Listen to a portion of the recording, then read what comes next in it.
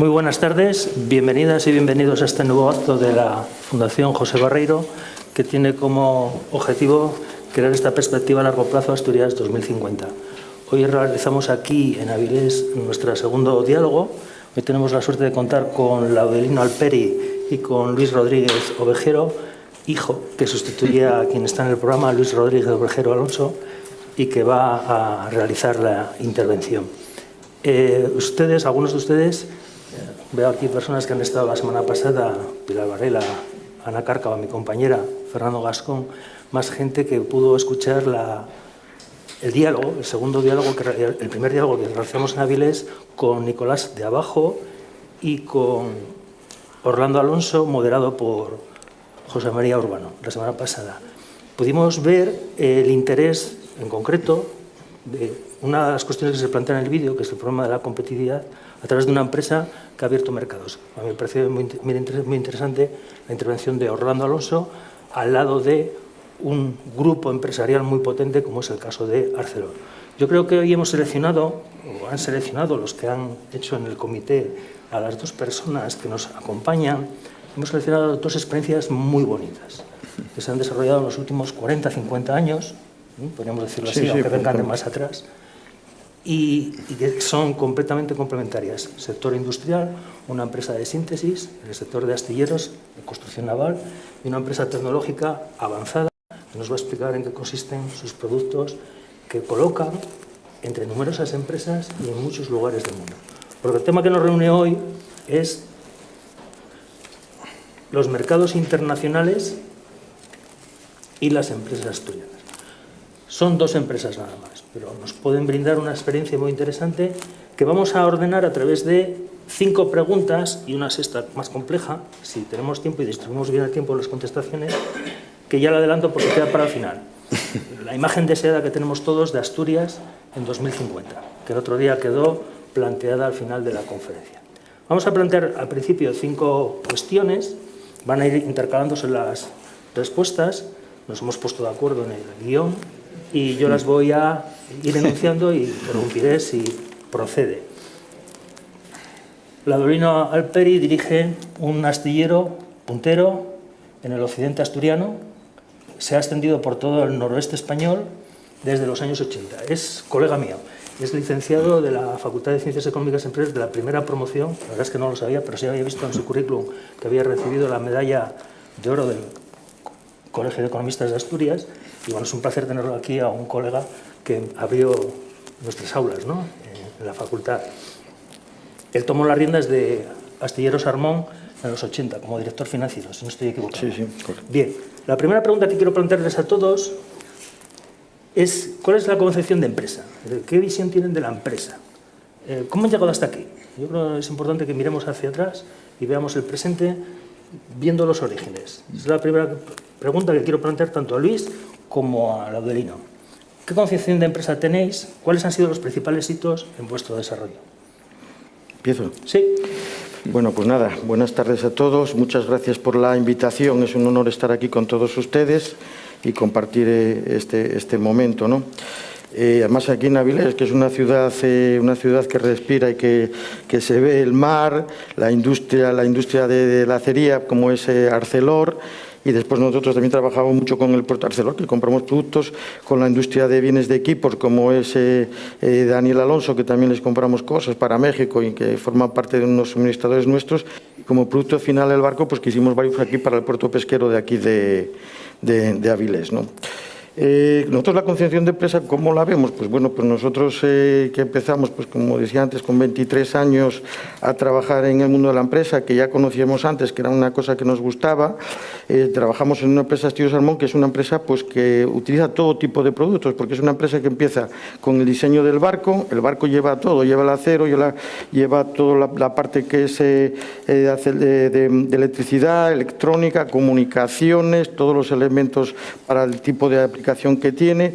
Después la transformamos y después tenemos lo que es el producto final y después tenemos lo que es el servicio postventa y continuación hasta que el barco sale de la garantía, y después seguimos teniendo relación con este tipo. Luego, y es una experiencia de la empresa pues que que tienes que tener vocación, tiene que gustarte, es entusiasma y la verdad que cada vez que vas haciendo cosas, pues te gusta más, te vienes arriba, disfrutas con ello, trabajas con un equipo humano, porque tanto antes como ahora, como todas las personas, son personas excelentes y la verdad que disfrutamos con ellas. Si me preguntas la historia de Armón en el tema bueno, pues y los hitos importantes que comentabas, que estábamos hablando ahí, pues ¿qué podemos decir? Mira, Astilleros Armón se fundó en el año 1964 como una cooperativa que se dedicaba al mundo pues, de lo que eran carpinteros de ribera. En el año 74 se transformó a acero y empezaron a hacer barcos pues, de acero pequeñitos de lo que era de pesca. En el año 78 entró en una situación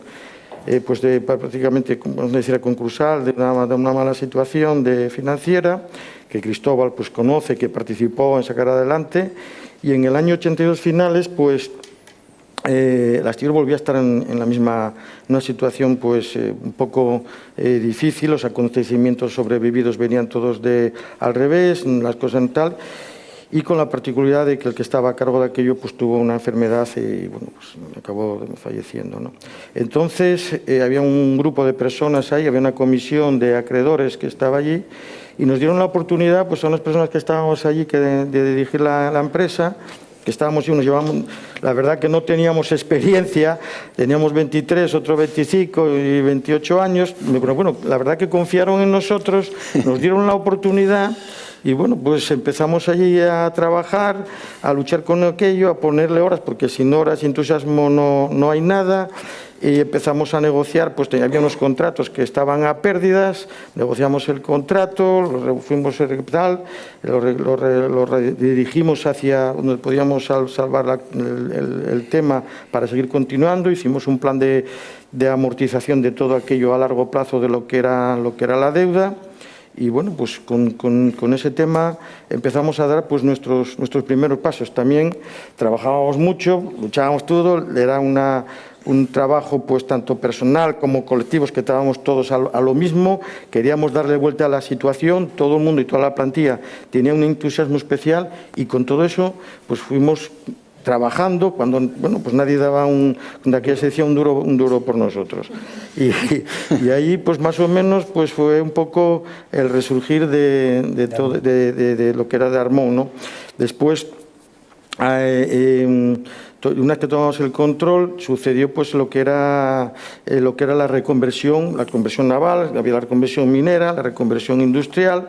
Y éramos, pues claro, había aquí unos astilleros y nosotros estábamos a la cola de todo. No podíamos no coger ni el tren, porque no nos dejaban ni subir. Decían, para lo que los queda, dejarlos ahí y tal. Al final fuimos subiendo, nos entramos a la cola del tren, fuimos cumpliendo con todos los mecanismos que nos iban poniendo, todas las condiciones, nos fuimos superando, fuimos pagando. También, la verdad, aparte del trabajo y del apoyo que nos dio la gente y todo el mundo, hay que siempre, como digo, hay que trabajar, pero también hay que tener suerte. No vamos a discutir que no tuvimos una suerte, porque en aquel momento, cuando estábamos y los contratos estaban mal hechos, estaba el dólar, me acuerdo perfectamente, 62 pesetas, un dólar, y pasamos en un año y pico a 180, aseguramos que no hay que correr riesgos y especular con la moneda, es lo primero que aprendí, que ya no volvemos a hacer, y con eso nos dio una bocanada de aire. Entramos en la reconversión, fuimos cumpliendo todos los objetivos que se nos estaban mandando y nos fuimos superando.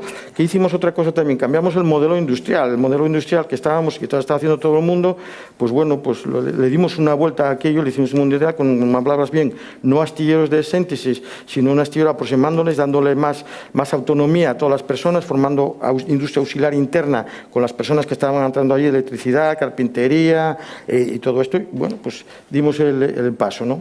Y ya una vez que ya estábamos en esa posición, pues si ya veíamos tal, necesitábamos crecer, pues la juventud, veíamos que aquello pues salió bien, y dijimos, pues hay que ir por lo siguiente, empezamos a apostar. Entonces hicimos unos viajes a Japón con Mitsubishi de formación del año pues 89, 90, 99, que me acuerdo perfectamente que estaba también en Sidesa cuando estaba cambiando la planta, que iban ellos a Nippon Steel para hacer aquello. Entonces nosotros fuimos ahí con Mitsubishi, aprendimos en el tema, creamos esto y empezamos con el aluminio, barcos pequeños que otro tal, y nos tuvimos el paso adelante y empezamos a hacer barcos de aluminio de alta velocidad. que la verdad que es una tecnología distinta, no solo por la soldadura, sino por el proyecto, la velocidad, los pesos, las mediciones, es una cultura distinta.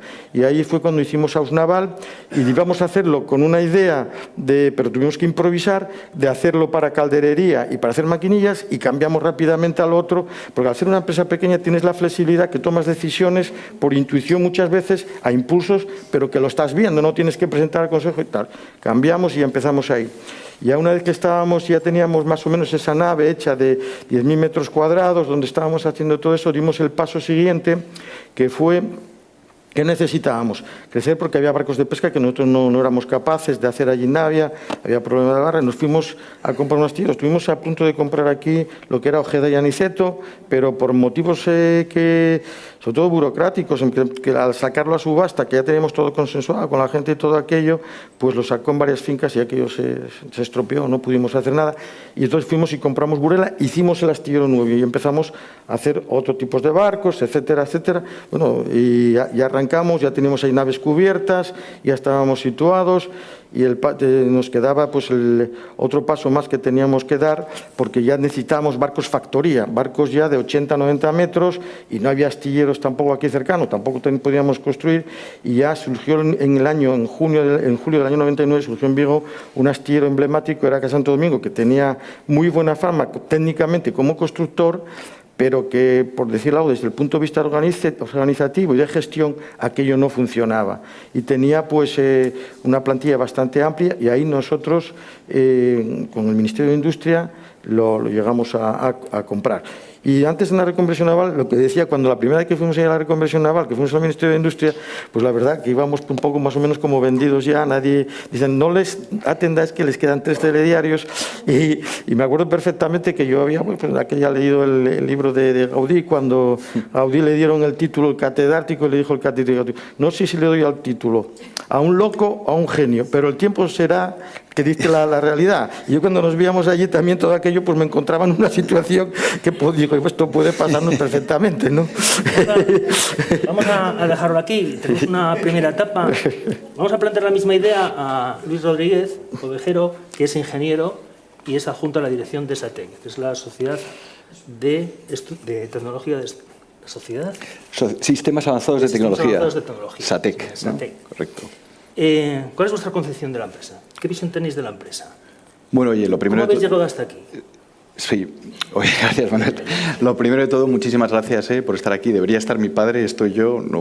Yo creo que él lo explica mucho mejor que yo, pero bueno, voy a intentar más o menos defenderme. Pues, bueno, SATEC, me preguntaba Manuel, hemos entrado, estábamos abajo, hemos venido un poco antes y me dice, pero oye, pero SATEC, ¿por qué hace SATEC? Es que no lo sé. Entonces, una gran pregunta, porque casi nadie lo sabe, ni siquiera dentro de SATEC, ¿no? O sea, SATEC es una empresa que se dedica a la transformación digital, este tema que está tan abierto, ¿no? Entonces, SATEC hace 30 cosas diferentes alrededor de la digitalización, ¿no? Hacemos temas de redes de comunicaciones, hacemos proyectos de ciberseguridad, hacemos proyectos de software, hacemos outsourcing de servicios, hacemos un montón de cosas distintas y en verticales distintos, en telecomunicaciones, en energéticas, en administración pública, industria. Es decir, haces una empresa que hace muchísimas cosas y es muy compleja. O sea, dentro de SATEC, que tenemos aquí a Dani, ya sabe, tampoco yo creo que conocen solamente una parte, ¿no? Entonces, es una empresa que tiene 1.600 personas, de las cuales en España hay 1.200. Y bueno, tiene 38 años y yo creo que lo que quería empezar a contar es un poco el origen. Os voy a contar un poco sobre mi padre y un poco como ha contado la de Lino. Yo lo voy a contar en tercera persona, pero bueno, más o menos la historia me la sé bien. Entonces, mi padre es un ingeniero de caminos que le encantaba la obra civil y decidió hacer un doctorado en Londres, ¿no? Y él quería dedicarse a la universidad. Quería trabajar allí, hizo un doctorado en una escuela muy buena que se llama el King's y volvió a España diciendo, vengo con una escuela buenísima, bueno, me voy a comer el mundo, ¿no? Llegó a España y no se colocó en la universidad, con gran frustración. Y bueno, un día en el periódico vio una oferta de trabajo como programador de una cosa súper rara y antigua que él había estudiado en el doctorado y dijo, oye, pues mira, voy a dedicarme a esto, ¿no? Entonces era una multinacional pues bastante pujante, le hicieron una oferta buena y bueno, dijo, pues mira, voy a trabajar en la empresa privada. Y a partir de ahí, trabajando allí, se hizo un máster en una escuela de negocios que se llama IESE, con cierto cóctel con mi madre, que viene de Alcoy, que es una zona que hay muchísima tradición de emprendimiento. Entonces hay un mix curioso. Se le ocurrió la idea de montar, ¿por qué no montar una empresa, ¿no? Al acabar el máster del IES le contó que quería montar una empresa y casi le dicen, pero estás loco, ¿cómo que una empresa, ¿no? Colócate una gran multinacional, etc. Entonces, al final tuvo una idea y en los temas de supercomputación. Era una época que no había internet y eran superordenadores que se vendían a grandes empresas o administraciones públicas, ¿no? Entonces, a partir de allí, bueno, montó una pequeña empresa que se llamaba Convex y apareció el boom de internet. Apareció, de repente empezó, oye, que estos supercomputadores se pueden conectar, ¿no? Y apareció una empresa que se llama Cisco, que es la empresa que más valía en bolsa hace, creo que 10 años, es una empresa americana enorme, cuando era una startup. Y mi padre conoció al CEO en aquella época, casi cuando eran 100 empleados. Y oye, consiguió traer la idea de Cisco a España, y fue una cosa que fue tal boom, el tema de las redes IP, las comunicaciones, que es que Satec pasó de ser, creo que 60 personas a 700 en 6 meses. Nos llegaban los pedidos por el fax. Casi no tenías ni que ver a los clientes. Era una cosa increíble, ¿no? Entonces, bueno, eso fueron los años 90 y luego Satec ha ido evolucionando. Hay muchos hitos distintos, pero yo creo que no voy a entrar. Pero bueno, hoy Satec empezó haciendo esa parte de comunicaciones y hoy hace muchísimas cosas, ¿no? Ha ido evolucionando a lo que se llama un integrador, un System Integrator en inglés, como puede ser Indra, como puede ser Telefónica Tech, como muchas empresas así, a su manera, empresa familiar. Y oye, eso yo creo que es una historia de éxito bastante interesante, ¿eh? Vale. Ya nos lo han contado en esta introducción, sin sentar cátedra, pero desde abajo, ¿cuál es la génesis de esa especialización? Esos productos, ¿cómo habéis descubierto esa especialización que os va a permitir abrir mercados luego internacionales? Está en el origen de la empresa, como has dicho en el caso de tu padre, y es azar, ¿no? Que tiene elementos de azar y luego mucho trabajo duro. Pero bueno, los productos, vamos a ver, tienes que ir viendo mercados. Nosotros que estamos en un sector, tenemos que definirlo como un sector, primero, globalizado, porque nosotros, claro, no estamos. El mercado nacional no es lo que nos da de comer del día a día. Nosotros prácticamente el 90% es todo exportación. Entonces nosotros tenemos que salir al mercado a buscar, en función de cada tipo de barco, tenemos que decir, oye, pues una licitación directa, un brokeraje, y cada proyecto analizamos proyecto a proyecto. No hacemos barcos de serie ni cosas de este tipo. Entonces, nosotros pues fuimos especializando, por decirlo algo, los astilleros, cada uno en su.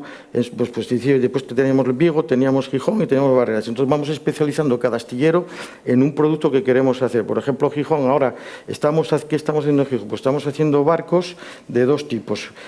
Barcos, por ejemplo, para el transporte de gas, barcos del NG, y barcos, por ejemplo, de alta velocidad. Por ejemplo, estamos entregando ahora un barco pues en Gijón de aluminio de 130 metros, 30 metros de manga, que maneja 1.200 personas, que va a 40 nudos, lleva 450 coches y lleva pues todo lo que son pues los pets, que van allí con él, los gatos, perros y todo ese tipo de cosas. Velocidad. Porque nos costó más trabajo hacer las perras casi que el barco, no te creas. Porque tuviéramos que ponerles todo tipo de complementos para, bueno, lo que realmente se está demandando ahora. Y bueno, pues entonces, por ejemplo, te hace Barcelona-Mallorca en 3 horas o Valencia-Ibiza en 2 horas. Entonces compite con el avión y lleva todo el sistema. Para el transporte de gas, estamos haciendo barcos de transporte de gas de 4.500 hasta 10.000 metros cúbicos. Bueno, pues, ¿qué podríamos decir ahí? En este sector, que nosotros somos netamente exportadores, ¿cómo funciona? Porque tú, claro, dices, oye, en el mundo se hacen al año 40.000 millones de CGTs, la capacidad pues, de contratación son de 120.000.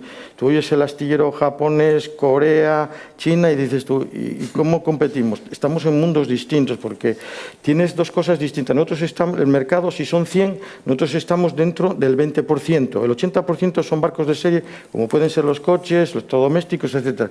Nosotros estamos el 20% que hacemos los barcos personalizados para el armador y cada barco hecho a medida, donde juega un papel muy importante lo que es el proyecto. Y el proyecto, pues como decía Luis, desde ciberseguridad, integración de equipos, todo lo que son alarmas, todo está integrado en el barco.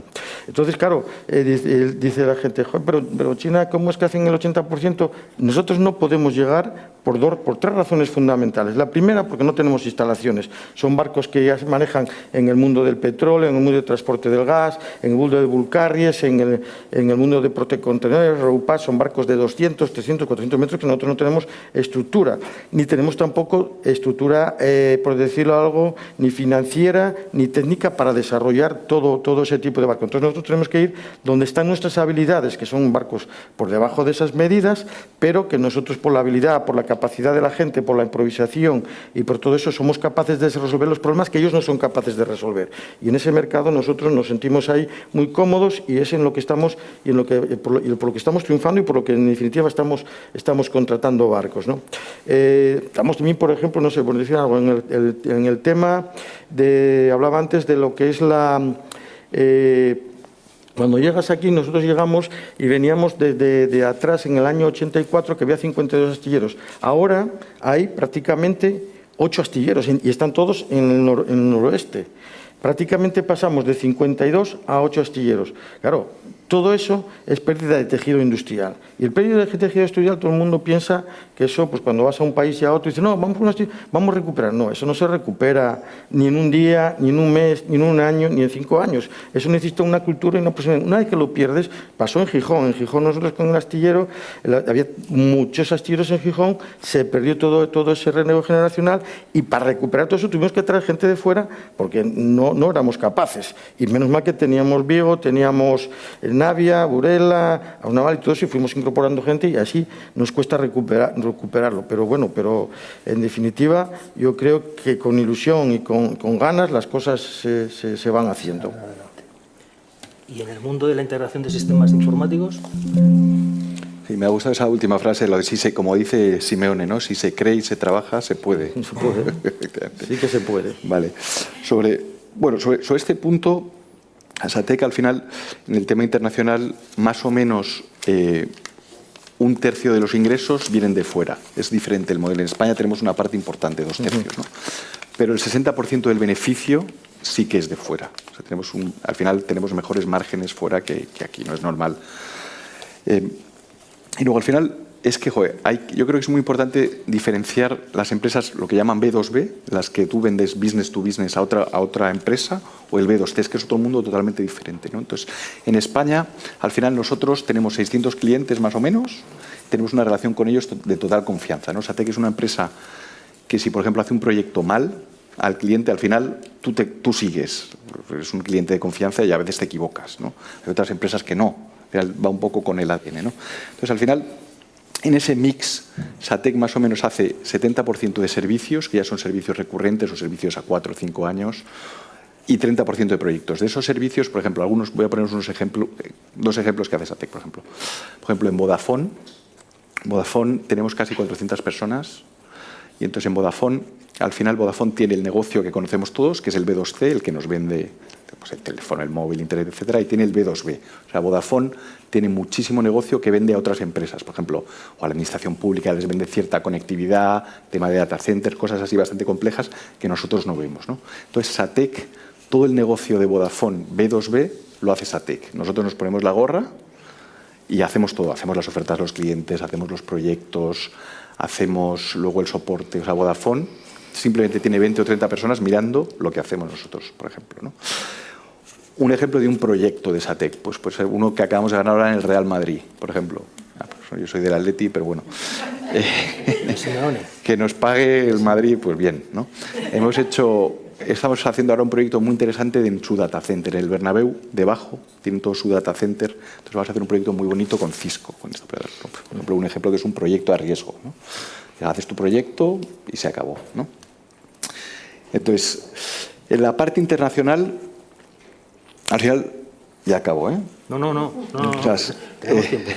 Vale. O sea, SATEC, en esta relación de confianza en España, eso es muy difícil de exportar, porque tú vas allí y hay otro SATEC parecido que tiene la confianza con el cliente. Eso es muy difícil. Entonces, tienes que diferenciar de varias maneras. Una es con algún producto diferencial que tengas, en ese caso sí, tiene sentido. O, oye, lo que hacemos nosotros que hemos hecho es comprar alguna empresa, comprar un SATEC, ¿no? Entonces, nosotros hemos comprado, al final, el crecimiento inorgánico que llaman, una empresa en Marruecos, una empresa en Túnez y una empresa en Argelia, ¿no? La empresa marroquí va muy bien, de hecho, yo creo que el 30% del beneficio de SATEC viene de Marruecos, que es muchísimo, pero la de Túnez y la de Argelia ya no están, ¿no? Digamos que las vendimos. Al final, bueno, pues son estas cosas que pues uno te va bien, otro te va mal, ¿no? Al final Marruecos nos ha salido bien, por ciertas cosas con un punto de suerte, efectivamente, y no sabemos muy bien por qué Túnez no nos ha salido bien, ¿no? Bueno, y luego está la última, que es, como estáis vosotros en Angola, Laudelino, lo que llama mi padre, que al no ser tan técnico informático, que es más un ingeniero global, proyectos estructurantes, que llaman. Al final en Angola y en estos países necesitan tantas cosas que el IT es casi, pues, por ejemplo, pues un proyecto que estamos ahora haciendo, que hemos ganado y vamos a empezar a hacer muy, muy interesante, que es manejar un barco, es toda la gestión de un barco brutal para conseguir datos científicos en el océano, ¿no?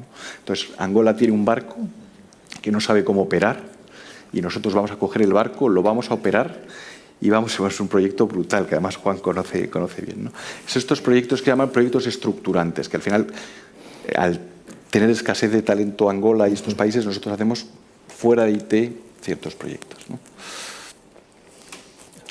Está. Bueno, ya ha surgido claramente la internacionalización, la conquista, la penetración en mercados exteriores. El otro día, si lo recuerdan los que asistieron, Orlando Alonso planteaba la duda de que hubiera un mercado interior, ¿no?, para el tipo de estructuras que podía escasear. Y quedó reflejado además en la prensa. Hay ciclos de inversión, de apertura de nuevas actividades, me gustaría hacer este matiz, y luego hay ciclos de amortización, de reposición de lo que ya existe, ¿no? Entonces son dos momentos distintos del proceso de producción y venta en un mercado. Sin embargo, aquí tenemos dos empresas completamente distintas. Tenemos una empresa del sector tecnológico que ha comprado empresas y la que ya vio la necesidad de sustituir el mercado interior por el mercado internacional. Un apunte, ya que estamos en Avilés, que fue a mí me parece una observación interesante de la conversación que mantuvo Guillermo Orlando Alonso. Si os escucharon con atención, se fueron localizando en numerosos puertos. Se han ido a Polonia, estuvieron en Rusia, se fueron a México, al Golfo de México, buscaron buenas localizaciones, se acercaron a los mercados. La internacionalización tiene costes, lo hemos hablado por correo electrónico. ¿Cómo ven esa conquista de los mercados? ¿Qué costes hay de entrar en los mercados internacionales para complementar el mercado interior? Para que la empresa crezca de forma orgánica, como decías antes, o inorgánica. Bueno, vamos a ver, nosotros en este aspecto podemos decir que, como decía Luis, nosotros el ADN nuestro es de exportación, porque prácticamente cuando comenzamos estamos trabajando en Nigeria y en Australia.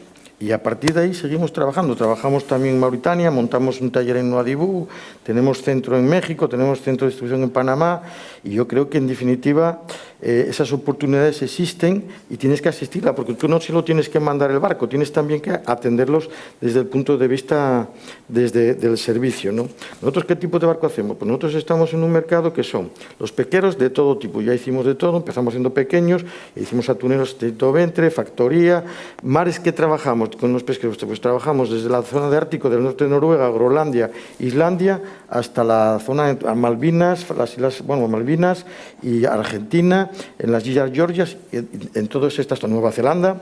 Que otros barcos que hacemos también, aparte de los pesqueros, hacemos oceanográficos. Oceanográficos, hoy por hoy, creo que somos, que es barco a barco, el número 1 del mundo haciendo barcos oceanográficos. Acabamos de entregar ahora para Nueva Zelanda, hicimos otro para Islandia, estamos haciendo para Holanda, hicimos para España, para Portugal, para Angola, para México, para Argentina, para Colombia. En definitiva, ese tipo de barcos que son complejos, hechos a medida, que llevan bastante tecnología, porque han pensado toda la parte de la sísmica, la parte de de analizar el fondo marino, la biología del mar, zoología, tienes que hacer todo. Tú haces todos los laboratorios, toda la integración.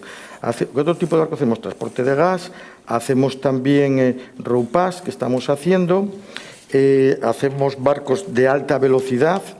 Y de alta velocidad, pues aparte del que expliqué, pues estamos ahora renovando 9 más 6, 15 para Italia, de alta velocidad, híbridos, con baterías, con un sistema totalmente automatizado, todo que ya motores, grupos, que tú apretas un botón, va eco, va con grupos, va con los motores principales, en este y en otros barcos que estamos haciendo. ¿A cuántos países exportamos? Estamos exportando a 61 países. ¿Y por qué valor? Al año. Nosotros más o menos podemos facturar unos 500 millones. Manejamos un volumen de gente, pues aproximadamente, como dice Luis, muy similar, de 2.900, 2.000 personas, dependiendo cada momento, ¿no? ¿Qué canales de distribución utilizamos? Pues que hablabas del tema, pues podemos ir directamente, tenemos gente que nos asiste, con sistemas de brokeraje, concursos públicos, todo tipo. Para nosotros es muy importante conocer sobre todo el proyecto. Y el proyecto básico y el desarrollo. El desarrollo siempre lo hacemos nosotros. Ahora el proyecto básico podemos trabajar con nosotros o podemos, cuando abrimos un nuevo mercado de alta velocidad, pues compramos el proyecto fuera, porque el básico, para no cometer esos errores técnicos, porque hacer barco a barco, el riesgo que tienes dos riesgos. Tienes el riesgo técnico, que te puedas equivocar. Dicen velocidad 40 nudos, no das, tiro tal cosa, llevar tantos pasajeros, tanta capacidad, tienes un riesgo técnico ir barco a barco. Y después tienes el riesgo, lógicamente, aparte del riesgo técnico que te puedes equivocar, tienes el riesgo de equivocarte económicamente en la valoración que estás dando, ¿no? Estamos ahora en un mercado que estamos hablando nuevo, que llevamos ya 2 o 3 años trabajando, que es el mercado de la industria de defensa naval. Y ahora estamos haciendo, por ejemplo, una patrulla de 85 metros, estamos haciendo un barco para Suecia, también 2 barcos para Suecia y otra patrullera de alta velocidad para este país, para Irlanda. Y entramos en ese país con tecnología y, bueno, pues estamos abriéndonos campo en este tema. Solo una cuestión muy breve. ¿Qué errores hay de predicción, de estimación de esos costes? Pues como te puedes equivocar, pues normalmente tratas de llegar, pero puede haber pues mira, depende un poco sobre todo tú tienes 2 errores, o puedes tener 2 errores, ¿no? El tema del error de cálculo sobre todo de mano de obra, de lo que te puede llevar, y después de la inflación también te puede tal, y después la compra de materiales fuera por diferencias de cambio, también puedes tener diferencia en ese tipo de cosas. Muy bien, gracias. Luis. Pues mercados internacionales. Sobre este punto, esta mañana que he venido en coche desde Madrid, 4 horas y media, me estaba escuchando un podcast muy interesante, le contaba antes a Manuel, y estaba hablando la directora del ICEX, ¿no? Y decía que no, que es que la internacionalización, que no es una opción, que es obligatorio, ¿no? Decía, bueno, al final daba unos datos bastante increíbles, ¿eh? Al final, el crecimiento del export de España, no, el crecimiento, 50% del export, no, 50% del crecimiento del PIB ha sido por el export en España, que es brutal, ¿no?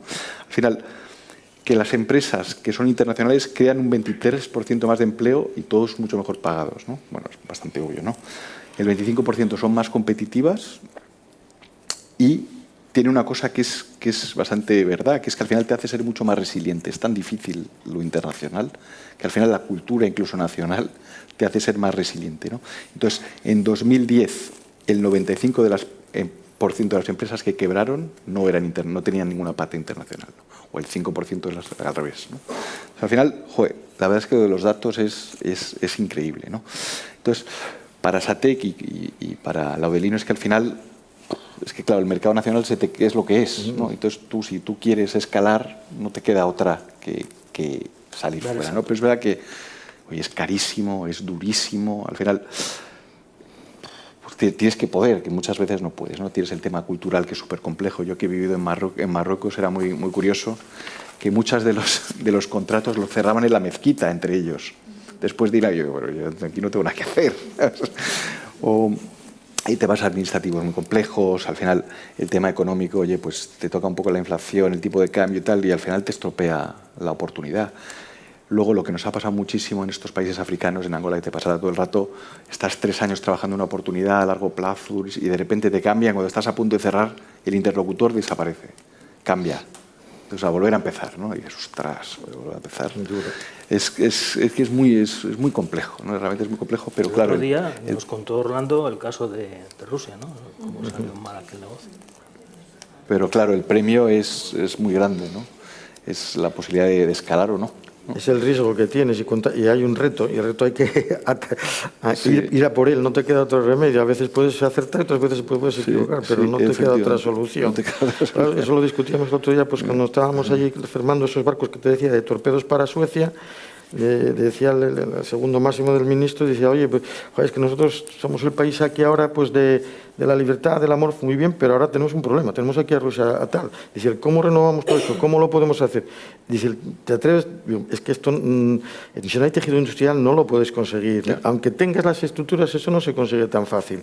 Entonces, bueno, pues todo eso hay que trabajarlo y muchas veces yo pienso cuando surge la pandemia, los temas geopolíticos, las guerras, la falta de material, de materia prima y todo eso, no nos damos cuenta, nosotros abrimos la nevera, dice, está todo lleno, hay luz, está todo congelado, está muy bien, pero ¿qué hay detrás de todo esto? Y esto, para no perderlo, hay que tener estratégicamente elementos en tu país o como en la Comunidad Económica Europea que te proteja de evitar que en un momento dado pierdas todo esto. Porque claro, no puedes externalizar todo. O sea, aunque te cueste algo más, tienes que proteger la industria local. Y, por ejemplo, aquí en Asturias bajamos el PIB, que era lo que representaba la industria, empezó a bajar, bajamos al 14, al 15, y hay que recuperarlo, porque yo creo que es un elemento estratégico y un bienestar para todos. Y yo creo que tenemos todos que apostar, y además los que estamos aquí, que somos de aquí, echamos raíz aquí, pues con mucho más razón tenemos que apostar, porque tenemos un sitio magnífico, ¿no? Pues sí. Sí, esa es la cuarta pregunta del guión, los obstáculos que hay aquí. Queremos hacer la Fundación se plantea una reflexión prospectiva y ahora que habéis visto el proceso del salto a los mercados internacionales, ¿qué obstáculos hay para crecer en Asturias? O en el noroeste español, ¿qué obstáculos hay para crecer en España? El otro día surgieron temas. Yo no quiero cerrar los temas, formación profesional, impuestos, presión fiscal, infraestructuras, costes logísticos, protección institucional de los derechos del inversor en el extranjero. ¿Qué obstáculos hay en España para crecer? Bueno, yo creo que obstáculos no hay ninguno. Hay que abordarlos y salvarlos. Creo que tenemos buena gente y somos capaces. No podemos decir que no los hay. Yo creo que tenemos, lo que tenemos que abordar inminentemente, tenemos un problema, yo creo que la renovación general o la formación, sobre todo la formación profesional. La formación profesional, por motivo que sea, se fue abandonando, no se le dio el valor que tenía ni el reconocimiento y ahora carecemos de esas personas que son necesarias día a día. Tenemos la parte de ingeniería, que más o menos tenemos gente con talento y que las mantenemos y que eso pues vamos conservándolo y hay que animarlo y bueno, pues para que se vayan integrando. Pero la formación profesional, por lo que te comentaba yo antes, la gente fue tal, los trabajos que hacemos en un astillero, los trabajos son duros, no vamos a decir, hay alturas, hay gases, hay sitios reducidos, hay pinturas, hay de todo, pero tenemos, el problema que tenemos también aquí, ¿cuál es? El problema demográfico, el tema de la curva demográfica o la pirámide está invertida, entonces claro, tú no puedes, si no tienes gente, ¿dónde buscas? Si hay 1,1 tal y estudia uno por persona o por pareja, tienen 1,1 hijos, ¿dónde vas? Entonces ahí tenemos que dar un paso importante. Yo creo que el paso importante que tenemos que dar es sobre todo con la inmigración. La migración del revés, la migración de nuestros antepasados que fueron emigrantes y fueron a otros países de América y fueron a hacer su vida allí y tuvieron esa oportunidad que vuelvan, o migración de otro sitio regulada, que vuelva a entrar. Nosotros montamos una escuela de formación en Vigo, de formación profesional, y tenemos 30 personas, pues aprendemos soldadura, tubería, calderería, diseño, electrónica, electricidad. Vamos formando 30, 40 personas y les damos, trabajan un año ahí con nosotros, con teoría y práctica, y después toman la decisión si quieren trabajar en astilleros, si quieren trabajar en otra industria o quieren ir a otro sitio. Porque no les ponemos, evidentemente, aunque lo paguemos, no les ponemos condiciones, porque en el chico que vivimos no es natural que le pongas eso, ¿no? Y la verdad que nos están dando muy buen eso. Entonces, todo ese gap que hay ahí, que nos falta ahora, tenemos que venir con la formación. Y además son gente, normalmente, sana, buena, que viene con ilusión de crear una familia, de ponerse a trabajar aquí y de tener un futuro mejor que donde vivían. Entonces hay que apoyarlos y ayudarnos entre todos ellos. Ellos también nos van a ayudar a nosotros. Y yo creo que pues, la renovación generacional tiene que pasar por ahí porque aquí no lo vamos a ver. Si hablamos de impuestos, vamos a ver, los impuestos son necesarios, todos estamos de acuerdo con ellos, pero hay, bajo mi punto de vista, una vorágine de puestos, una cantidad que yo creo que muchos de ellos hasta son ineficientes para la propia administración, de gestionarlos. Yo creo que había que simplificar, tenemos que pagar, simplificarlo y que sea una hoja de cálculo bien hecha y que pagamos lo que tengamos que pagar. Después otra cosa que notamos es la seguridad. No puedes tener que en un sitio se pague una cosa porque, claro, y en otro sitio se pague otra y a 20 kilómetros tengan unas condiciones y a 30 tengan otra. Porque la verdad que la gente pues, se siente desilusionada con ese tipo de cosas. Después tenemos otro problema también, que yo creo que, bueno, pero son problemas solucionables, no creo que sea muy difícil si queremos, es el tema de la burocracia. Lo que son la burocracia, la gente no sabe a las empresas y a las personas, porque lo estamos viendo todos los días, el tiempo que nos lleva y el coste que tiene. Todo eso. Son documentos, proyectos que no van a ningún sitio, pero que te obligan a gastar, a duplicar y a hacer un esfuerzo adicional. Que a veces, pues nosotros que estamos en 61 países, como te estoy diciendo, que trabajamos, lógicamente, con legislación nuestra, legislación de la sociedad de clasificación, legislación del país, del puerto, pues vemos en unos países y en otros también tenemos cosas muy buenas donde podemos mejorar, pero cuando vas a explicarlo, pues todo el mundo lo entiende, pero después a la hora de la verdad todo el mundo se pone de perfil. Nadie toma decisiones. No, que esto es de la comunidad, no, que esto es... Pero bueno, hombre, será de la comunidad, pero tenemos en los barcos de pesca, hay un tema que es GTs, que es alarmante. O sea, un barco que pesca y que nosotros lo mandamos pues a Malvinas o así. Va un barco español, como tienes que hacerlo por GTs, que GTs es volumen, resulta que la bodega va a ser la misma. Digo, los camarotes, no podemos renovar un barco de hace 50 años con el mismo camarote, mandarlo con el mismo teléfono que hace 50 años que no existían. ¿Cómo podemos mandar a la gente con esto? Hay que darles GTs sociales para que hagan camarotes amplios, para que la persona vaya tranquilamente, para que se pueda comunicar, que tenga gimnasio, como hacemos para Noruega, Islandia, Dinamarca y todo eso, gimnasios, saunas y lo que necesiten. Ya van a trabajar 4 o 5 meses de marea sin venir a tierra para que no le pongas algo gratificante para que dentro de lo malo que esté lo mejor posible, porque trabajar ahí es difícil. Pues ese tipo de cosas que cuando vas y hablas con... No voy a poner nombres con tal, pero si lo reconocéis y todo el mundo lo aceptamos, ¿por qué no lo hacemos? No, la comunidad, el que está en Bruselas, de esto no se entera y a lo mejor ni le importa. Claro, pero nosotros sí, porque nosotros convivimos con esta gente y lo vemos. Porque tanto sale aquí. Queríamos que salieran las cosas que a veces son obstáculos y, como muy bien ha dicho, superables. Luis. Sí, joder, pues la verdad, poco más que añadir a lo que ha dicho el Avelino. Pero yo creo que pero en el mundo tan específico... Como un punto importante que al final SATEC también está en 50 países y hemos hecho proyectos en muchísimos sitios. Lo que nos falta es creérnoslo. O sea, al final el español no sé qué nos pasa, no sé qué tenemos, que te vas como de inferior, ¿no? O sea, el ticket que tiene el español fuera es increíble. O sea, no sé si es por el fútbol, no sé si es porque somos simpáticos, no sé, pero es que todo el mundo quiere trabajar con nosotros, es una cosa increíble. El saudí, el alemán, el marroquí, el angolano. O sea, tiene un ticket europeo de calidad, pero sin ser arrogante. Pero bueno, es impresionante. O sea, vamos donde vamos. Que somos un país Depende para quién. No, tenemos las Canarias. Bueno, sí, es verdad. Podríamos estar en las cumbres africanas. Es verdad. Podríamos estar. Pero yo creo que nos falta eso, joder. Es que, de verdad, que yo creo que somos muy buenos. La gente está muy bien preparada. Nos falta el punto de ambición que tienen otros. Y que, joder, que eso no sé cómo se hace, no sé cómo se cambia, pero bueno. Un poco dando lo que dice, es la imagen de país. Sí. De la imagen que nosotros trasladamos, por ejemplo, en el tema industrial, pues lo que dice tiene toda la razón y más todavía. Entonces tú vas a un sitio, dicen producto de España, esto, y producto alemán, producto noruego, producto sueco, o producto tal, o nórdico, ya le dan un plus que los que estamos todos los días en la faena, el diario, en el barco, dices, pues es que no lo tiene, pero ya se lo dan. Y todavía nosotros hicimos un barco que lo hicimos en Burela, perdón, de Armón, un Shadowcat. Shadowcat es un barco que va acompañando a a los grandes yates, y entonces, bueno, tiene intimidad, lleva todos los juguetes, tiene 70 metros, y es un barco que hicimos uno para, pues bueno, ahí pues escrito para Billy Gates, otro que se llama el Hodor y otro para el dueño, para el fundador de WhatsApp, ¿no? Entonces, bueno, pues nosotros los contratamos, los hicimos, son unos barcos maravillosos, con sus juguetes y todo esto. Entonces vino el diseñador inglés, entonces, bueno, pues nos contratamos, hicimos el barco y cuando terminamos, después de todo aquello, hicimos tal, dice, te voy a decir una cosa, mira, lo que es la imagen, dijo él, a mí me mandaron venir aquí a veros a vosotros, a ver lo que estabais haciendo, porque, y dije yo, mira, no voy a perder el tiempo en ir allá al norte de España porque estos no saben hacer nada, dijo él. Estos, pero bueno, si me mandas ir, voy.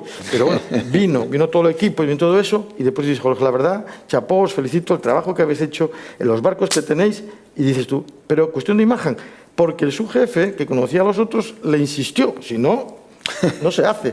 Pero bueno, son cosas... A nosotros los alemanes nos preguntan si dormimos la siesta a las 3. No, lo de la siesta es otro tema que vamos. Creo que estás un poco confundido. Parece que estamos todo el día durmiendo. Sí.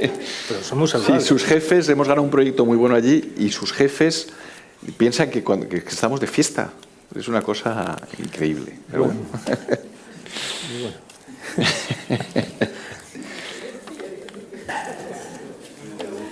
La suerte de estar al sur de los Pirineos. Una enorme suerte. Al sur de los Pirineos y al norte de África. Y al este de la Comunidad Económica Europea, que estamos aquí en una esquinita, ¿eh? Pero bien buena que es. La quinta pregunta es la más difícil, pero como estamos en un ejercicio de prospectiva, surgió en la conferencia de inteligencia artificial, la verdad estuvo una pregunta muy interesante desde el público, alguien preguntó cómo incidiría la inteligencia artificial en la economía y en todos los sectores, ¿no? No estamos preguntando por la inteligencia artificial, sino cómo el sector de los astilleros o el sector tecnológico avanzado de transformación digital incorpora el propio progreso técnico, el cambio tecnológico, y cómo vuestras empresas lo torean, lo lidian. ¿Qué ideas interesantes podemos lanzar para, desde el presente, proyectarnos hacia el mañana?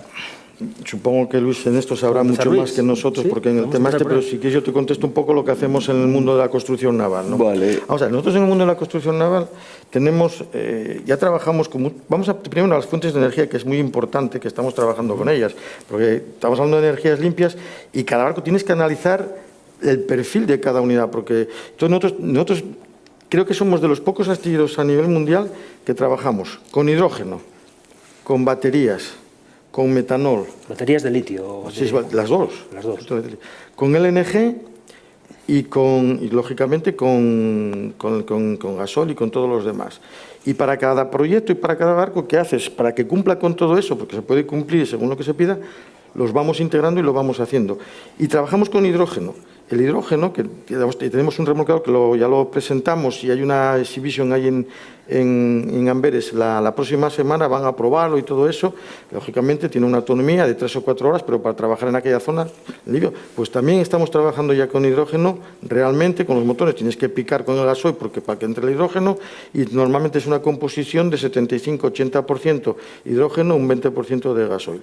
Pues todo ese tipo de energías ya la estamos haciendo cuando otros muchos sitios no las están ni utilizando ni tampoco las conocen. Y eso pues es un privilegio que te abre un campo a muchas más cosas y hacer muchos más barcos de ese aspecto. Después, lo que hablas de la inteligencia artificial... No es exactamente, pero bueno, también. Me preguntabas, nosotros la estamos utilizando como una herramienta de trabajo potente. Estamos iniciándola porque... ¿Y en qué estamos trabajando en la inteligencia artificial? Estamos trabajando en el diseño, en lo que es el concepto de la gestión de los proyectos. Y después la estamos también aplicando, pero hay que cargar todo eso, esto no es tan sencillo como parece. Y después cargar todos los proyectos que te analizan todos los equipos, que un barco lleva 60 y tantos mil equipos, toda la vida útil de cada proyecto, que eso lo vas almacenando y eso te va dando información que te sirve para los siguientes barcos. De, oye, pues mira, aquí rompió este rodamiento a las 30.000 horas, pues mira, este 40.000. Y todo eso lo vas analizando, ¿no? Interesante, sí. Entonces, todo ese tipo de cosas sí es buena. Claro, pero la gente, muchos pensaban que íbamos a sustituir a la mente, la imaginación, la creatividad, los sentimientos. Eso, evidentemente, yo creo que no lo va a sustituir, de momento que yo sepa. Sí. Bueno, nosotros vendemos disrupción tecnológica, o sea que esto al final... El ADN, ¿no? Al final, lo que pasa es que en estos últimos años, cada año hay una palabra, ¿no? lo que llaman los americanos el buzzword o la palabra de moda, ¿no? Antes ha sido el metaverso, que era el blockchain, ¿no? Y es que no ha llegado a despegar, funciona, pero no ha llegado a despegar como se pensaba, ¿no? Entonces ahora la nueva es inteligencia artificial, pero es más inteligencia artificial generativa, que llaman, ¿no? El Gen AI, que esta parece que sí que va a ser más, porque es un poco de... la puede utilizar todo el mundo, básicamente, ¿no? Entonces, al final, porque la inteligencia artificial, yo la estudié en la carrera y eso lleva desde los años 50, ¿no? Al final, lo que pasa es que ha sido esto de la inteligencia artificial generativa que ha cambiado, ¿no? Entonces, ¿qué tipos de proyecto, por ejemplo, estamos haciendo nosotros? Pues un poco lo que dice Lodenio. Al final, estamos haciendo un proyecto, por ejemplo, en Glencore, aquí en Asturiana de Zinc, muy interesante, de análisis predictivo para predecir cuándo las máquinas se van a estropear, ¿no? Entonces, al final, claro, si una máquina se estropea es carísimo, ¿no? Entonces, un modelo predictivo es algo más barato y es interesante, por ejemplo. Otra cosa que estamos haciendo es control de caudales en Aragón, en una empresa que se llama el Aguas de Aragón. Hemos ganado un proyecto muy interesante para calcular ciertas cosas predictivas del caudal, etcétera. Y ahora, la semana que viene, me voy yo a Lorca, a Murcia. Hay una empresa impresionante, parecida al Pozo, que se llama la comarca MITS, que, bueno, creo que no sé cuántos... Sobre todo es tema porcino y creo que tienen 500 granjas y no sé si matan como 4 cerdos al segundo, una cosa brutal, ¿no? Entonces quieren digitalizar toda la fábrica y quieren utilizar inteligencia artificial, pero te dicen la palabra, pero realmente no saben lo que quieren, ¿no? Entonces vamos un poco a estudiar un poco realmente cuáles son las necesidades que tiene. A lo mejor tiene nada que ver con eso, pero bueno. Pero sí, ese es el tipo de cosas que nosotros vendemos, efectivamente. Sobre esta cuestión, hay una tensión que me gustaría que la valorarais muy rápidamente. Hace poco un profesor catalán escribió un artículo bastante disruptivo porque igualaba la posición de la industria a la altura de la agricultura. El impacto de transformación de la digitalización y de las nuevas tecnologías reduciría, achicaría el papel de la industria al nivel de la agricultura. Esto se acaba de publicar recientemente. Sí, es un ejercicio de perspectiva de las tendencias, cuando a veces los economistas bucean en las fuerzas que mueven el crecimiento económico a largo plazo. Claro, esto tensiona con esa defensa tan brillante y apasionada, porque viene de la experiencia del pasado, de haber sacado una empresa de las catacumbas y ponerla en el mercado mundial, ¿no? ¿Realmente esta previsión va a ser por empresas, por grupos de empresas, por ramas? Yo lo tengo como paraguas. Como empresa yo creo que tienes que estar a la altura de las circunstancias y lo que te va pidiendo el mercado. No puedes estar inmóvil, tú no puedes estar parado. Si esto lo ves que va funcionando, tienes que tener un equipo suficientemente potente y abierto para poder hacerlo. Eso es aplicar la teoría de Darwin que dicen, no sobreviven ni los más listos, ni los más inteligentes, ni los más poderosos, sino los que más fácil se adaptan al cambio. Como no te adaptes al cambio, estás muerto. Entonces nosotros también tenemos que adaptarnos al cambio y a todo lo que haya. Evidentemente, las generaciones que ya tenemos una edad, pues nos costará más trabajo, pero yo me disfruto con la gente joven porque todo lo que aprendes y todo lo que ves y todo lo que te enseñan, porque vienen con ideas, con refresco y todo eso, y eso hay que darles campo y motivarlos para que lo pongan en práctica. No siempre vas a acertar, pero bueno, hay que animarles para que lo pongan. Oye, esta pregunta no estaba en el guión, ¿eh? No, pero la tengo como sombra en los últimos 15 días. Pero bueno, esto me recuerda a una frase que decía, lo comentaba más con mi padre, me dice que en la época cuando salió la calculadora se pensaba que la calculadora iba a matar al ingeniero, ¿no? Y no ha pasado. Sí, esos debates existen. En realidad esos debates existen continuamente. ¿No? Yo creo que lo que estamos viendo ahora con este tema de Gen AI, que es brutalmente disruptivo, realmente, es que al final es un copiloto. Es como un poco la calculadora, que es un copiloto para ayudarte a ti a ser más eficiente.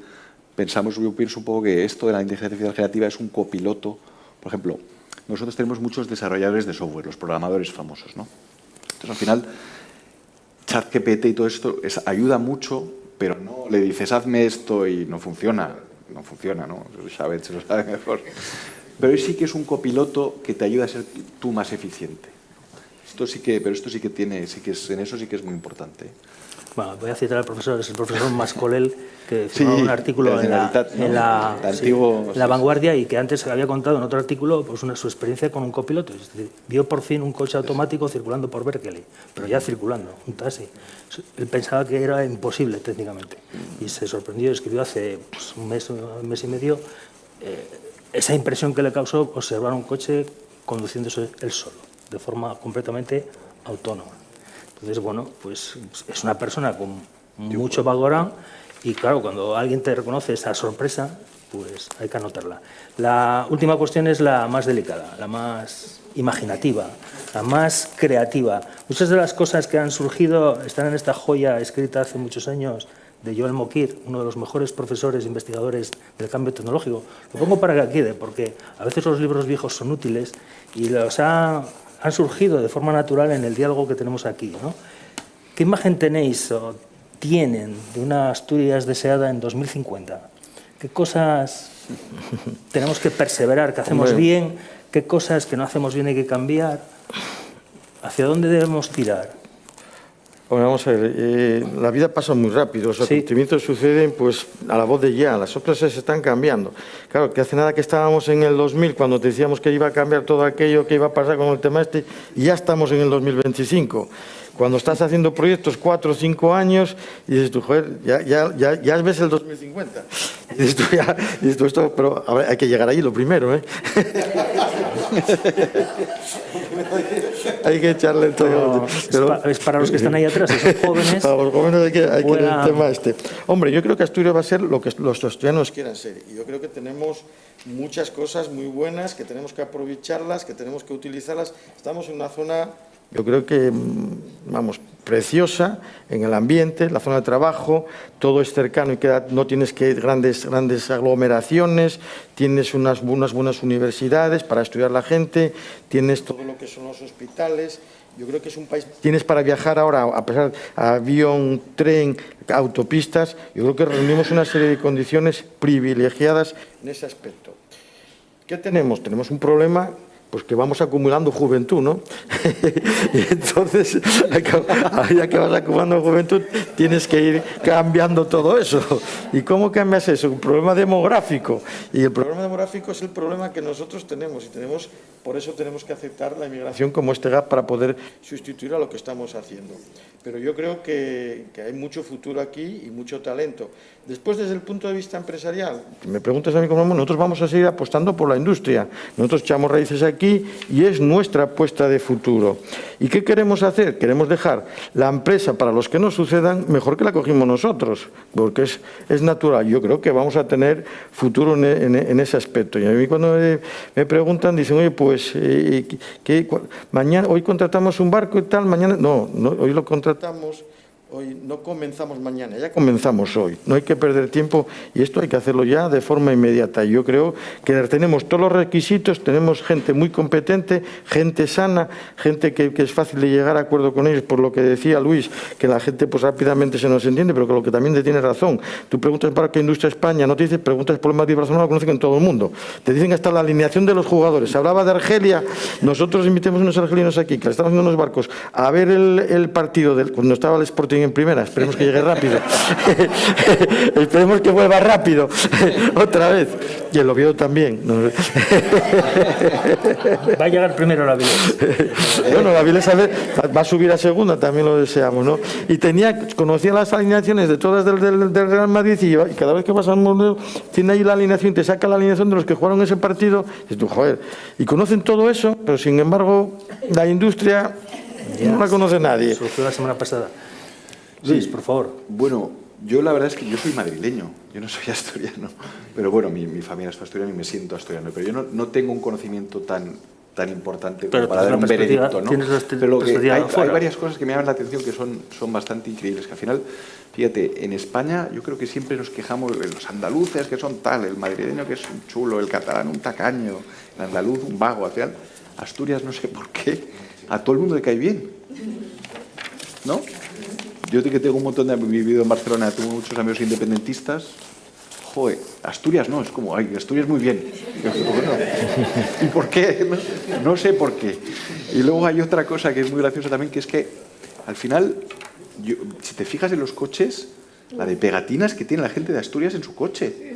Yo no veo una pegatina ni de Madrid, ni de Galicia, ni de nada. Hay un sentimiento asturiano ahí muy potente, ¿no? Eso es realmente llama la atención, ¿no? Yo creo que Asturias, joder, yo creo que al ser un sitio tan maravilloso para vivir, a mí me encantaría vivir aquí, pero no puedo. Pero yo creo que sí que debería intentar atraer talento digital aquí. El teletrabajo es un boom brutal. Montar un plan de verdad, de traer gente aquí a teletrabajar. Joder, no sé qué incentivo hay que dar, no sé cómo hay que organizarlo, pero al final yo creo que si das la oportunidad, la gente vendría aquí feliz. Un chico que trabaja aquí con nosotros, aquí de hecho en Maco, aquí abajo, que es de Burgos, le dijimos, oye, le contratamos, ¿estás en Burgos? No pasa nada, teletrabajas. Dice, no, ¿me puedo venir aquí a vivir? Sí, claro que sí. Al final hay algo que hay que pensar, no sé bien qué es, pero es un sitio que con el teletrabajo algo hay que hacer. Muchísimas gracias por vuestras contribuciones y ahora yo creo que es un buen momento para que el público pueda participar y completar esta ronda de preguntas que hemos hecho desde aquí, desde la mesa. Vamos a aplaudir.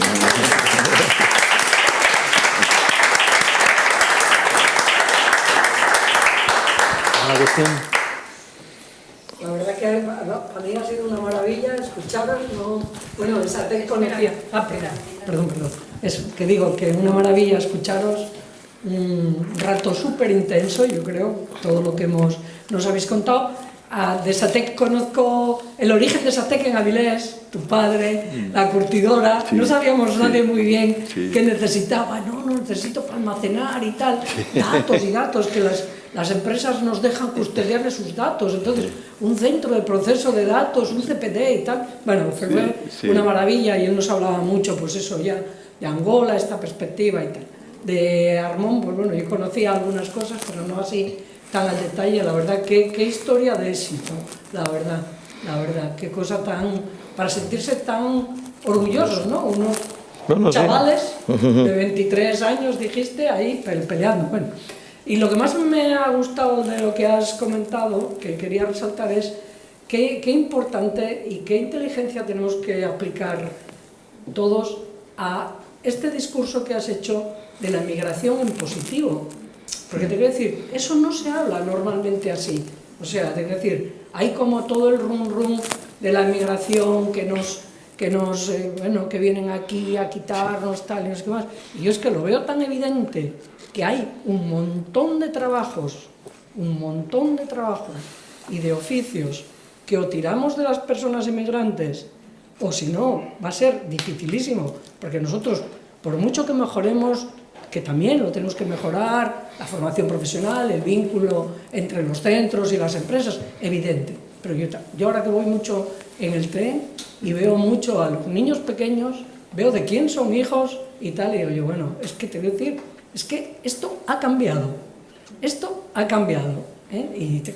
y veo los que se suben en el tren, en la Felguera, los que van para el entrego, prácticamente todas las personas no son de aquí, los que tienen niños pequeños no son de aquí, son del este y son oscuros, tales y demás, pero es que los necesitamos como el comer. Entonces, el hacer ese discurso en positivo de la migración, no dicho desde alguien, pues no sé, porque políticamente para quedar bien no es el tema, tú lo has dicho porque los necesitamos. Porque dijiste de Vigo, estamos formando a 30, 40 y tal, que yo creo que eso sería tan importante, tener un poquito de calma para escucharnos decir estas cosas, y yo pienso que solo así, entre todos, vamos a ser capaces de cambiar pues, los discursos de otros que nos pueden llevar por delante, y lo estamos viendo en otros lugares, ¿no? Estoy hablando ahora del discurso de Vox, de la extrema derecha y de tal, estos inmigrantes y tal, y es que es una cosa absurda. Totalmente absurda. Los necesitamos para la industria, porque es decir, yo cuando fui a ver el de Gondán, el vuestro no lo conozco, pero todos los que estaban allí eran personas de Polonia y de Portugal, y dices que todos los que están trabajando, es que si no, ¿cómo hago el barco? Exactamente. Además nosotros, como asturianos, somos un país de migrantes, quieras o no. Somos un país que emigraron, que no sabes la satisfacción que te dé llegar a cualquier país y llegar a un sitio y ver dices tú, joder, este de la tierra, este de no sé qué, y te encuentras en sitios más inhóspitos. Nosotros trabajamos en Ciudad del Cabo, Sudáfrica. Llego allí, veo un taller, tenía que mirar un eje de cola y tal. El paisano que había trabajado en Duro Felguera, había marchado y con 20 y tantos años se casó y quedó a vivir allí. En Tasmania encuentras talleres de mecanización. No, porque, claro, digo países recónditos por no decir de más cerca, pero gente que emigró de aquí, dices tú, y en todo, claro, oye, ¿qué asturiano no tiene inmigrantes en Argentina, o en Chile, o en Panamá, o en México? Nosotros tenemos inmigrantes, porque nosotros, bueno, siendo la cuenca, pues por el motivo que fuera, la familia en la República trabajaban en la mina, tuvieron que emigrar. Entonces tienes familia pues por todo el mundo. Es una satisfacción llegar ahora y ver a esta gente. Y antes, si antes nos ayudaron ellos a nosotros pues tenemos que corresponder. Yo creo que además es humano. No creo que estemos pidiendo nada del otro mundo. Sí, sí, totalmente. Nosotros incluso también traemos, o sea, nosotros no hablamos de los inmigrantes poco cualificados, sino incluso los muy cualificados. En ese caso, nosotros también traemos muchísimo, sobre todo Latinoamérica, porque ingenieros de software, al final en España no hay tantos, hay un mercado y está cerrado. Entonces nosotros necesitamos ese talento también, el talento de alto nivel, y hacemos muchísimo trabajo también por hacer eso. Es complejo, pero vamos. Sí, totalmente. Otra pregunta que hay por ahí. Después de vuestra charla, que ha sido muy completa y además muy instructiva, vemos que tenemos dos sectores. El navar ya lo conocía con mucho conocimiento porque participé en ello. Hoy tenemos dos astilleros que podéis presumir, de lo mejor de España. Es decir, en Asturias estamos en el sector navar de lo mejor que hay hoy día en España, y eso es una medalla vuestra y de Gondán. Y leyendo un artículo esta semana, no me acuerdo ahora mismo dónde lo leí, chocaba con algo que has dicho tú. Es decir, indudablemente lo que habéis dicho todos, la emigración hoy es necesaria, ya está en varios sectores. En el sector de la construcción mayoritariamente son emigrantes, en el sector de tener a las personas mayores y cuidarlas también están muy introducidos. Es decir, en los sectores la emigración está entrando totalmente, porque hay que ver, en España la tasa de natalidad es muy baja, en Asturias más, 1,1 era 1,2, por lo cual tenemos ese problema y la emigración es necesaria y tenemos que integrarla totalmente. Pero hay un tema que leía esta semana, y que yo quiero que me lo digáis vosotros, si en eso hay algo más avanzado por parte de los sectores de los empresariales, vosotros que sois punteros, si hay algo. Hablaba de que echar mano a la emigración, y el artículo luego se desarrollaba y decía que incluso, yo en los años 50 ya lo vi en Alemania, pero a pequeña medida, incluso si no se podía echar mano a la emigración para hacer profesionales, echar más mano, es decir, introducir mucho más la robótica en las empresas. Bueno, si nosotros vamos a ver la robótica, cada vez la robótica se utiliza en todo lo que podemos, pero claro, el tema ¿dónde está? Si haces barcos de serie, la robótica la puedes utilizar mucho mejor. Si haces barco a barco, unidad a unidad, entonces no la puedes picar con tanta intensidad.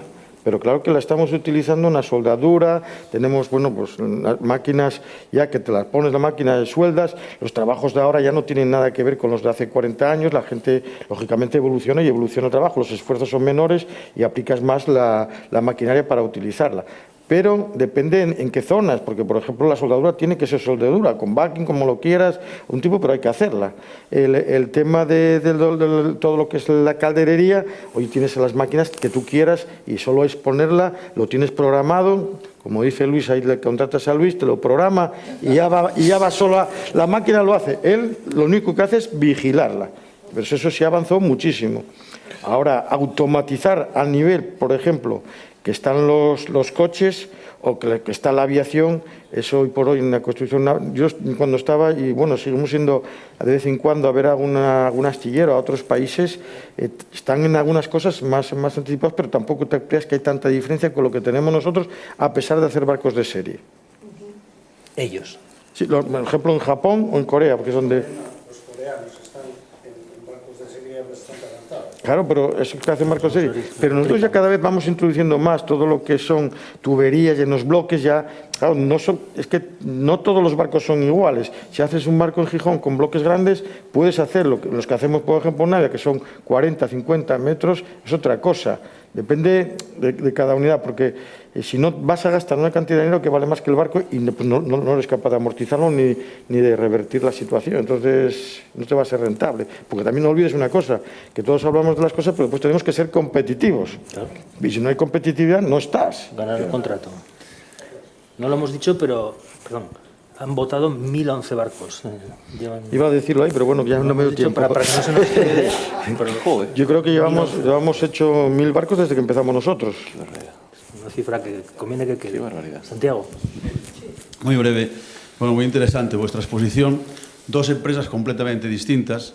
Una empresa que está en la actividad tangible, hacéis cosas tangibles, y otra que está en la actividad intangible, pero que también ayuda a lo tangible, ¿no? Muy diferentes, pero sin embargo con un elemento común. Dos empresas, bueno, no sé si llamarlas familiares o no, pero donde identificamos a los dueños que, aparte de ser rentable y todo, transmitís pasión por lo que hacéis y por la empresa. Tú lo has transmitido perfectamente, tú, Luis, estás llegando ahí, tu padre lo hace decir.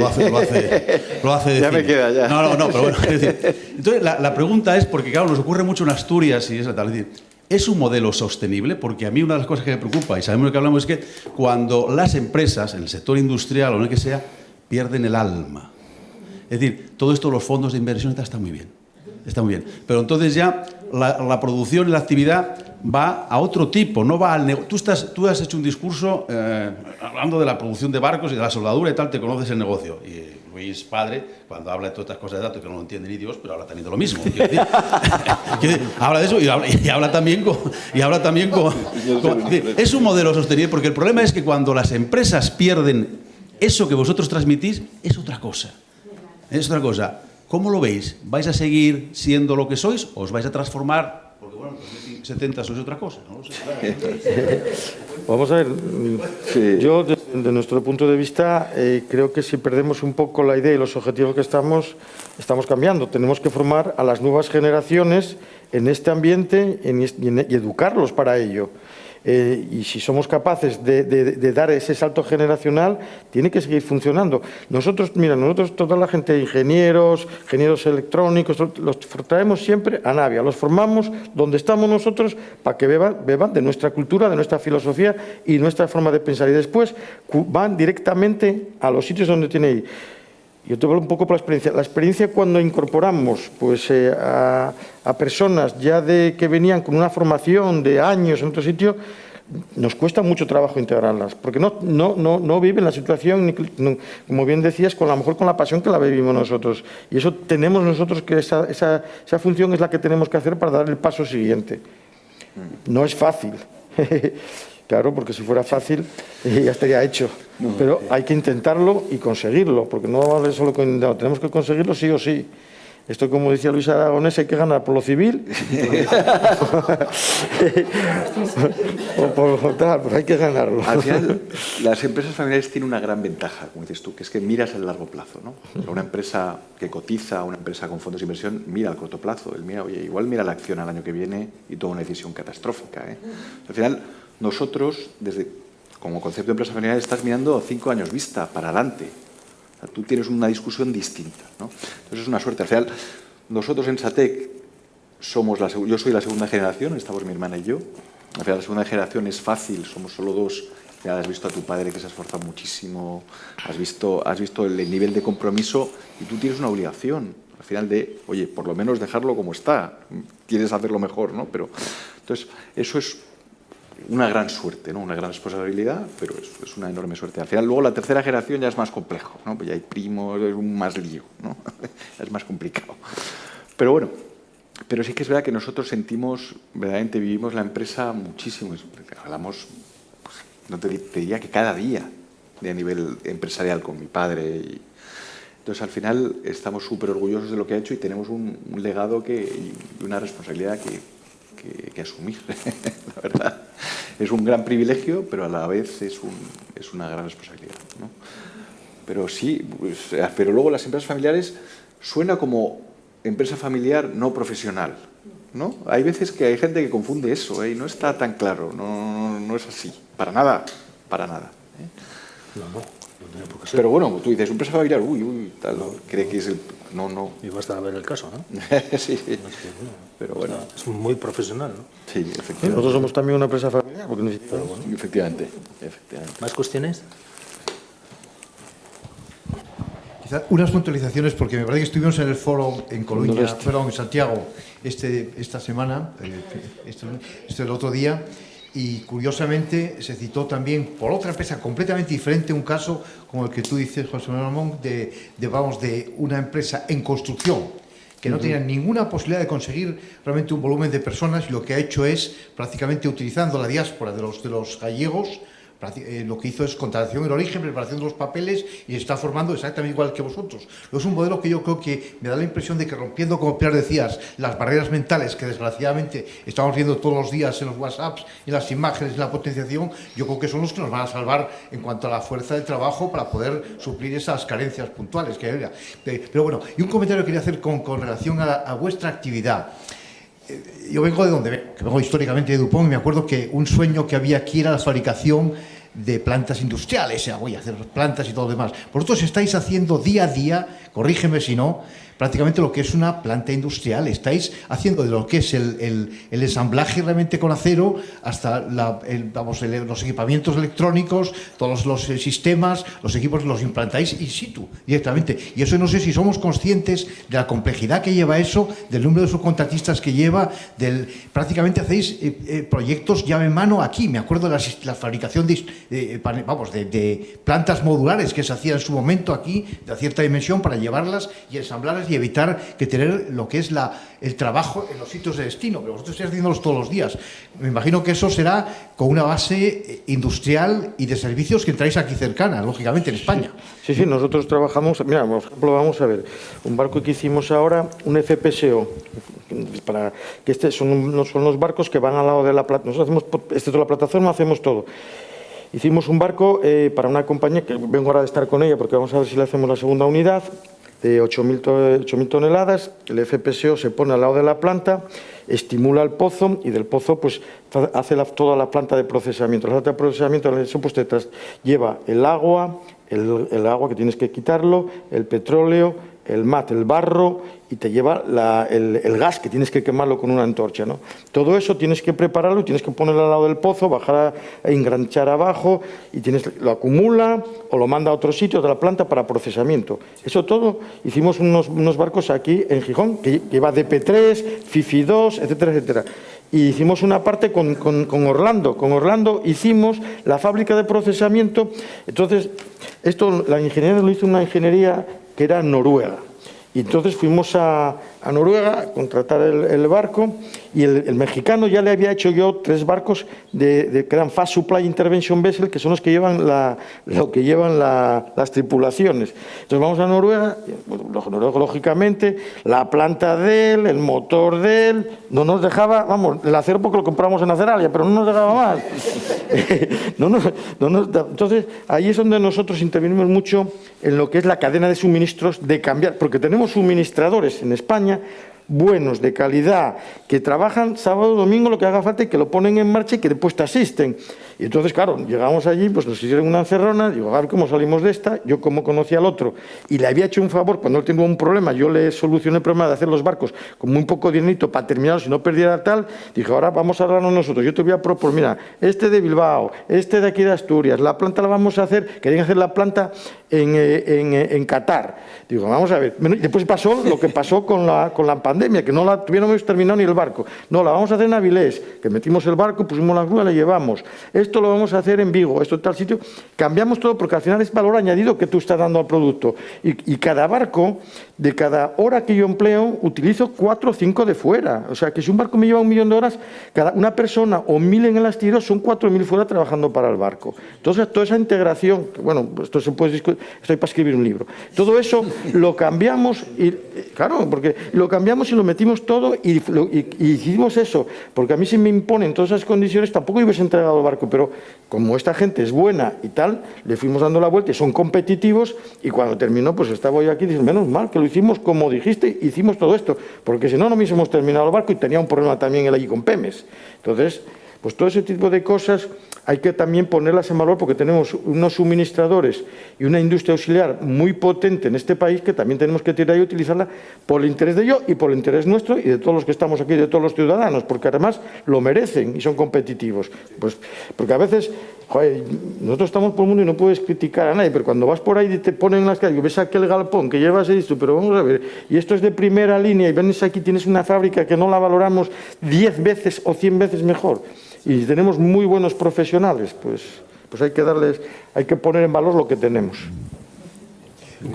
Dice también que me parece que es importante, que es el futuro vuestro en el mantenimiento de todos los equipos a distancia, porque prácticamente generas, me dijiste que 60.000 unidades estos, que todas tienen realmente un sistema, un stock de mantenimiento preventivo, y eso es una oportunidad de negocio descomunal también, para vosotros, para el futuro. Mira, eso es una oportunidad de negocio que estamos mirando y que tenemos que darle vuelta a ese tema, porque eso es futuro.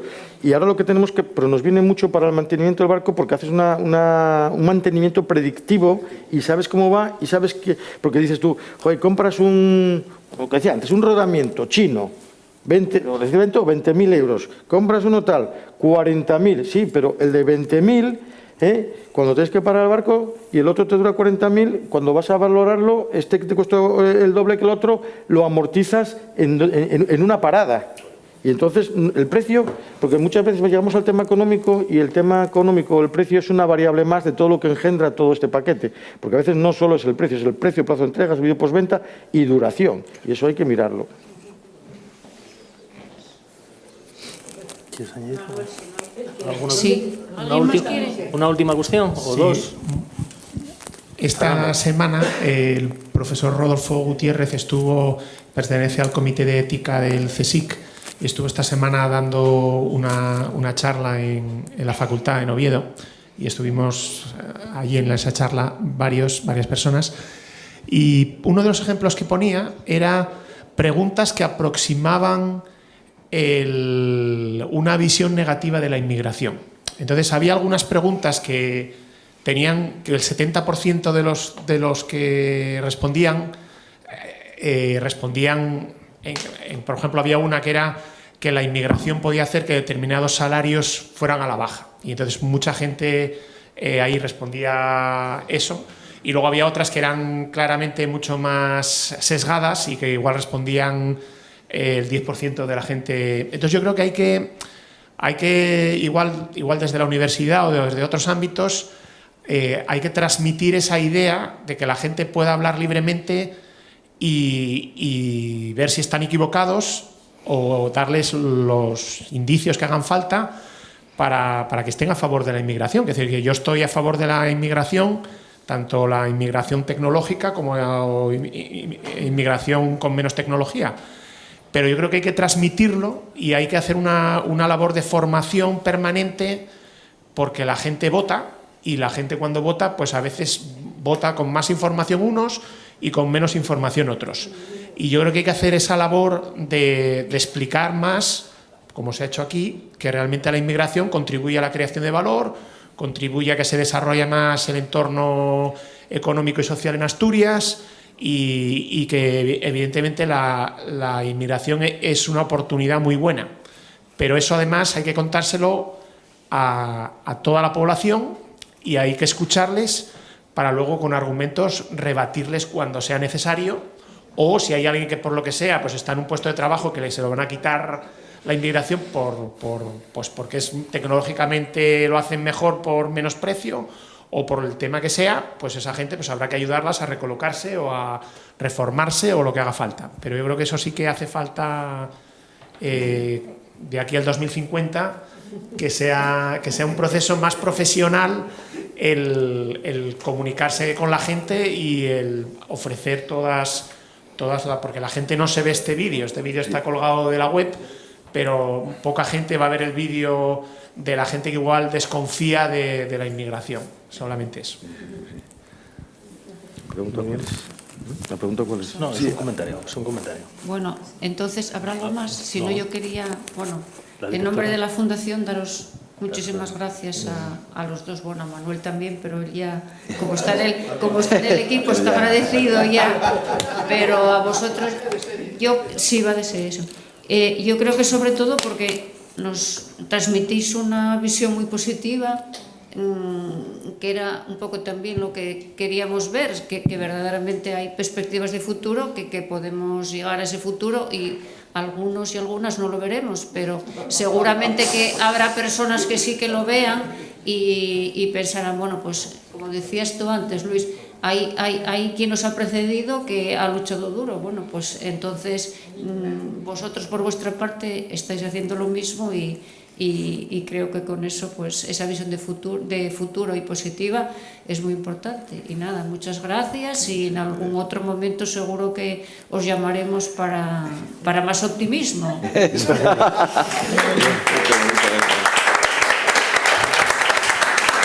Bueno, gracias, Luis, por todo. Muchas gracias, ¿eh? Pues me he quedado acojonado, ¿eh? ¿Por qué? Joder, vaya barbaridad.